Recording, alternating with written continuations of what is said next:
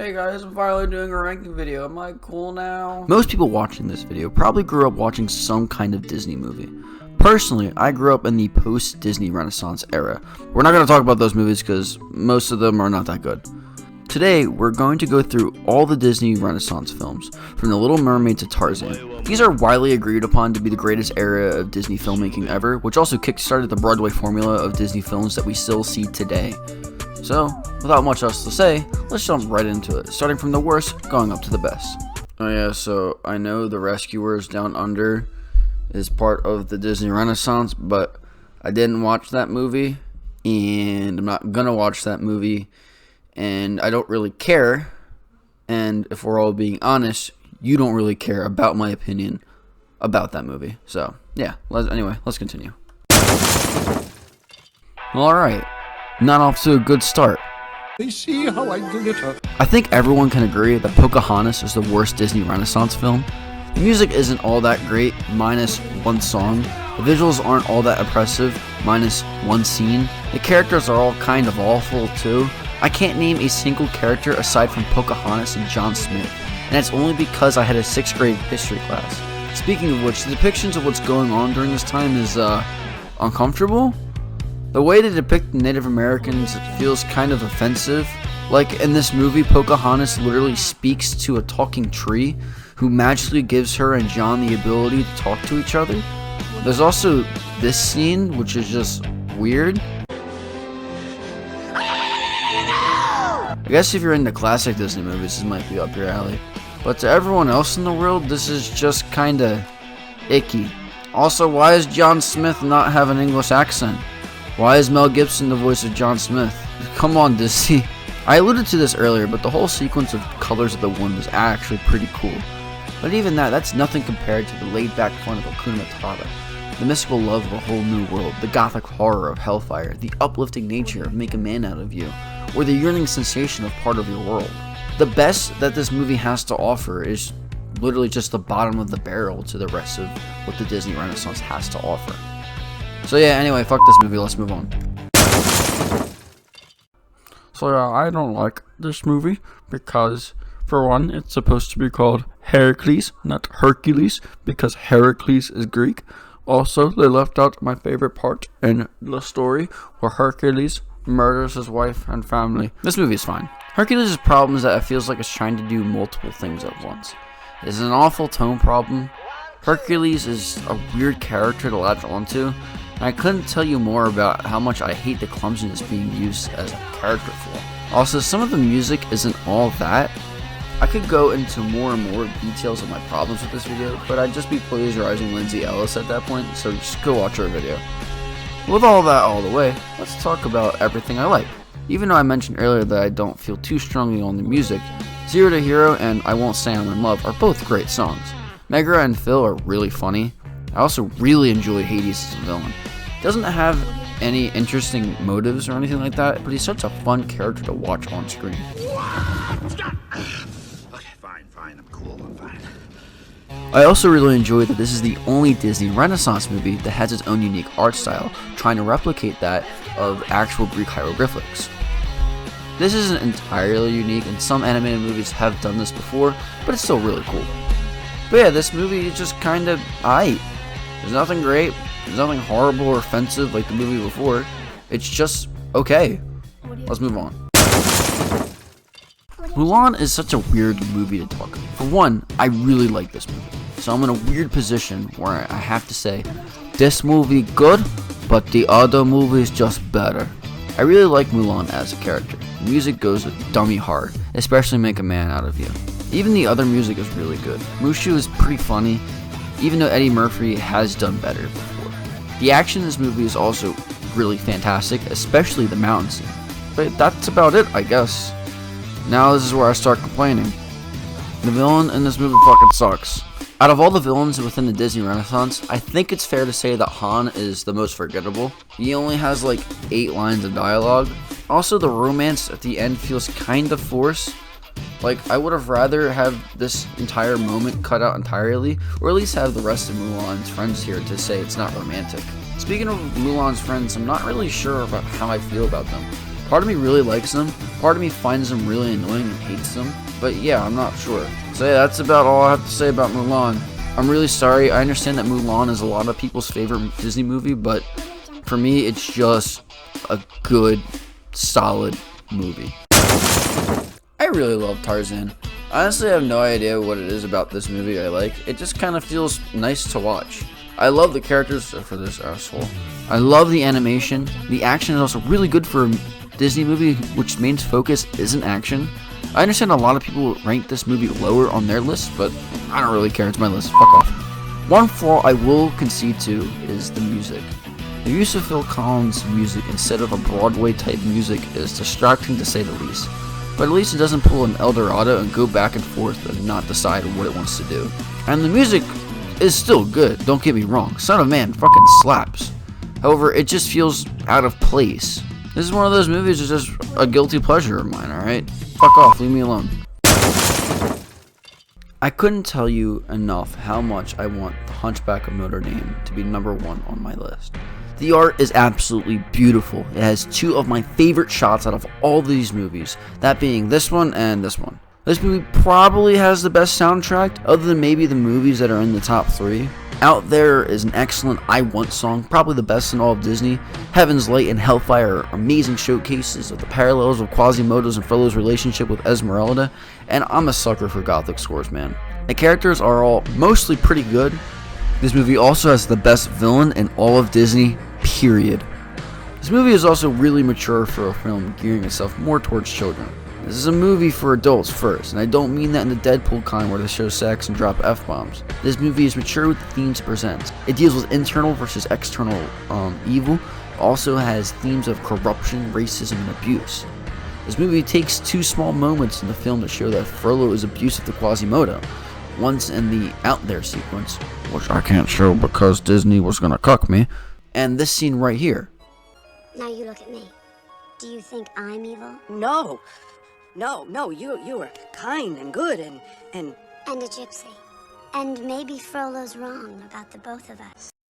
They don't waste their time with a dumbass scene where Esmeralda breaks down how much of an asshole Frollo is to Quasimodo. And even though I said sex isn't in the movie, they definitely heavily foreshadow what Frollo wants from Esmeralda. This movie also teaches great themes of acceptance, not just of societal acceptance of racial minorities or the disabled, but with acceptance of one's circumstances.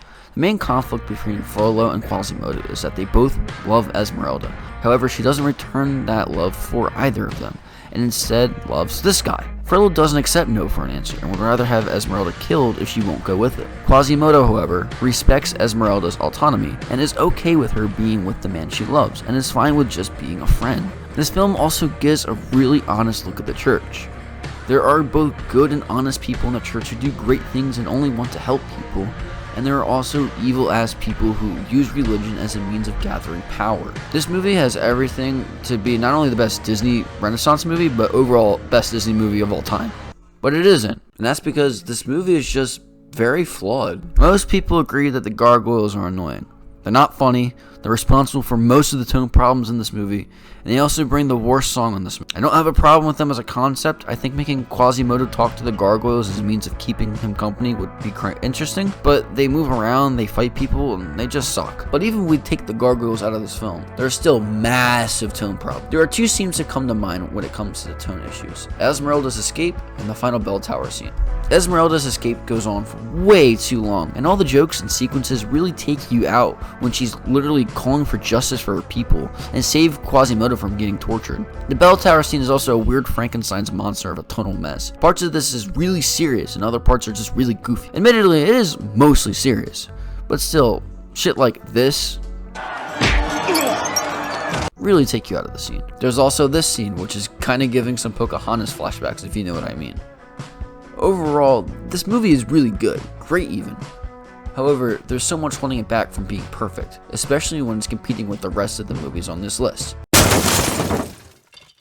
Aladdin is a movie that just makes me happy. Now, it's kind of weird.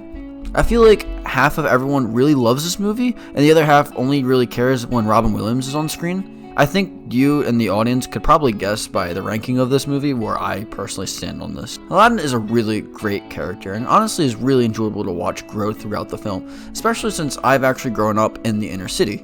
I really like Jasmine and how this film deals with her being independent and a feminist role model. And the film also does this in a way that doesn't feel ham-fisted or forced. Too bad the remake fucked that all up, but that's a topic for another video. But of course, we couldn't talk about this movie without talking about Robin Williams. Genie is a really fun character. Robin Williams gives an excellent performance and honestly is the highlight of the entire film. There's also Jafar, who honestly doesn't get enough credit for how fun he is on screen. He literally starts using puns when he uses magic to try and kill Aladdin. It's just awesome, it's great. And I know I've been saying it a lot in this video, but I gotta say it a lot more. God damn, the music is so good. Friend Like Me is just a delight to watch. And then there's A Whole New World, which is the best Disney Renaissance duet, period. And honestly, that's the best way to describe this movie. Fun. It doesn't take itself too seriously, has really good music, and has really good and relatable characters, and good themes to teach people. Now, there is one thing that does bother me in this movie, and it's the sexualization of Jasmine. I understand Esmeralda and Pocahontas a little bit because they're supposed to be at least 18 in the movies, but Jasmine is like freaking 16. It's just weird. Yeah, other than that, this movie kind of rocks. Now, before I get into my top 3, I want to bring up how these movies are all basically the same, and the order changes here and there depending on how I'm feeling, but this is how they've ordered in the script, so here you go. Beauty and the Beast feels the most like a Broadway play, and that's a good thing. This is another movie that's made for adults, but kids can still enjoy it. Watching this film truly feels like an experience all the way through. The characters are all great. Belle is just a delight to watch, and she plays off everyone really well. It's honestly really interesting to see how the rest of the cast responds to her just being a decent human being. We'll talk about that in a minute. The side characters are all witty and hilarious, and Beast is also a great character with a great arc about learning decency. You see, a lot of people agree on the broad themes of the story being about internal versus external evil. And while that is true, as a matter of fact, the parallels between Beast and Gaston are very similar to Frollo and Quasimodo. You have two characters who view a woman as a means of saving them and love her for that.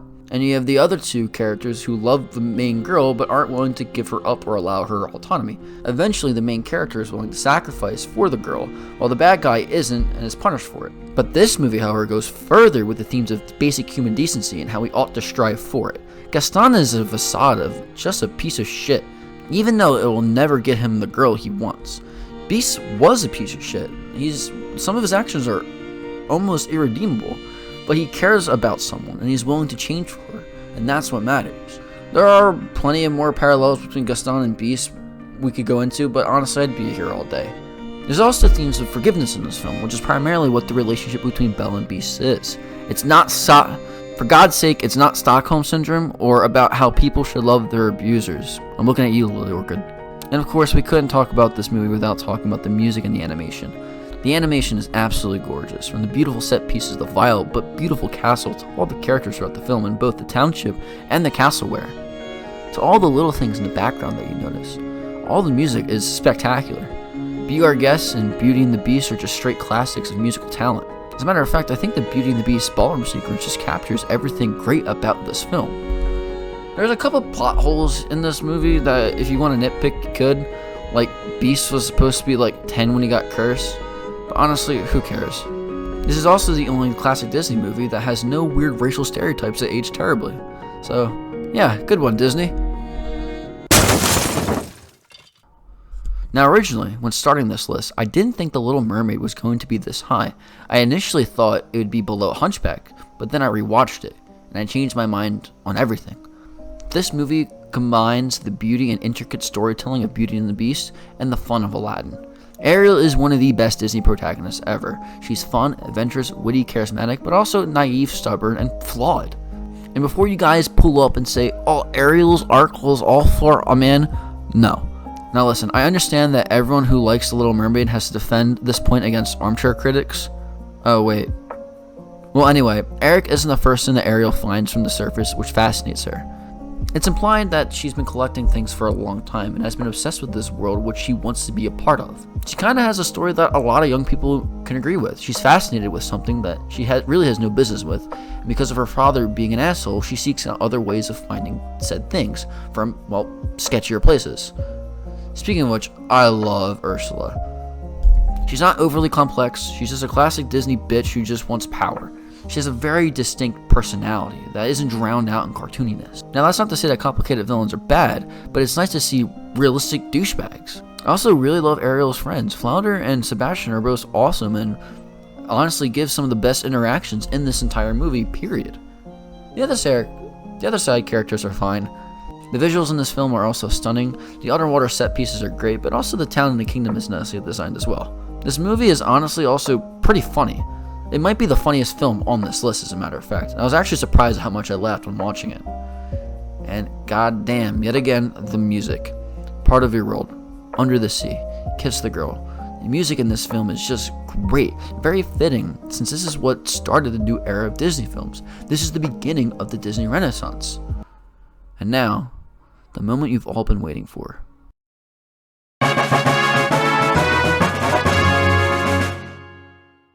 I don't think there's a single film on this list that's as important to me as The Lion King. This is like my first favorite movie growing up as a kid, so it means a lot. But the question is, does it hold up in quality? Do you like me?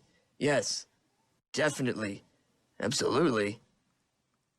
I rigged it. From start to finish to this film, the best word I can use to describe it is magical. It's a coming-of-age story filled with love, loss, and redemption. Now, I know I said Ariel was the best protagonist, but Simba's actually the best. He's a cocky prince who shoves his entitlement in everyone's faces and is brought down to reality and is left for dead. He then chooses to run away from his responsibilities, but it comes back to reclaim what is his and is a reformed king. I still get chills every time I watch Simba walk up Pride Walk to give a railing roar to declare that he's taking back his rightful place on his throne. Scar is also such a great villain. He's kind of like Loki from the Avengers. He's not that strong and relies on fighting dirty and outsmarting his opponents. However, he's such a scumbag, it's so interesting to watch him on screen. Be Prepared is my favorite Disney villain song and overall villain sequence.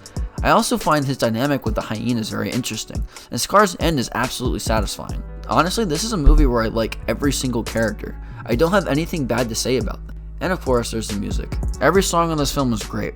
As a matter of fact, this is the first Disney album I actually bought on iTunes. The art in this film is absolutely gorgeous. It's kind of hard to put into words how hard the animators tried in this film, and all the little details and tricks they use. If I were to pick a specific thing about this movie that I liked, I'd say I liked the film's use of colors. I don't know, it just looks gorgeous. Also, fun fact, all the heads of Disney put all their B-team animators into this project, and all their better animators work on another film that they thought was going to hit. I wonder what that movie was. The only real problem I have with this movie is Ferris Bueller as adult Simba. He's not bad, he's good, but it definitely could have been much better. But honestly, it doesn't even matter. This movie is still pretty perfect. This is Disney's magnum opus. It's not only the best Renaissance film, but the best Disney film, period. And quite honestly, one of the best animated films of all time. And this is my ranking of the Disney Renaissance films. I hope you enjoyed my first ranking video. Let me know what other topics you would also like me to rank. In addition, let me know in the comments whether or not you agree or disagree with my rankings. Or you can blindly just curse me out that Pocahontas is the best film. Anyway, that's all.